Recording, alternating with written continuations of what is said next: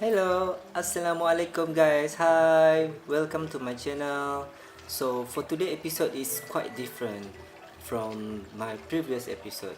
So today I'm making my DIY on midi pond.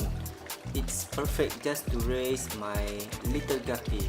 It's very simple and easy to make. I'm also creating a natural biological filter. It's called hydroponic filter. So without further ado, let's get started. And please give me thumbs up and don't forget to follow my channel. Thank you guys. Let's get started.